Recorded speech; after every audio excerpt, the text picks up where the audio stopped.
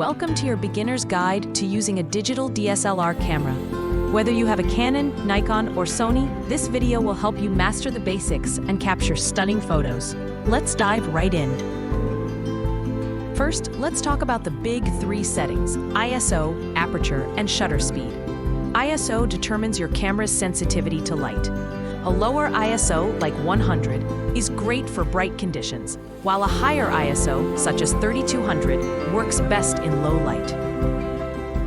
Be cautious though, too high an ISO can create grainy images.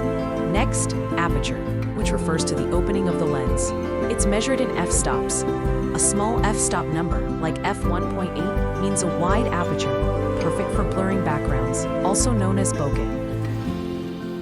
For landscapes, a higher f-stop like f16 is ideal, bringing everything into focus.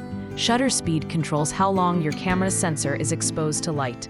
Faster speeds like 1/1000th of a second freeze motion, great for sports or action shots. Slower speeds like 1/30th allow more light, perfect for low light settings, but may lead to motion blur without a tripod. Metering is the method your camera uses to measure brightness. Most cameras offer different modes like matrix, spot, and center weighted. Matrix mode evaluates the entire frame and balances exposure.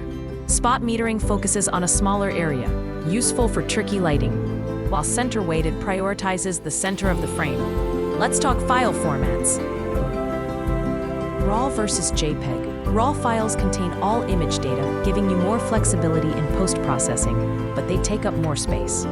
JPEGs are compressed, easier to share, and use less storage, but offer less editing freedom. Focus dots help you pinpoint where you want your image to be sharp. DSLRs have multiple focus points visible through the viewfinder. You can select single or continuous focus modes for stationary or moving subjects respectively. To beautifully blur the background, use a larger aperture. An f-stop between f1.8 and f2.8 works wonders. The larger the aperture, the softer the background. And there you have it, a quick guide to mastering your DSLR.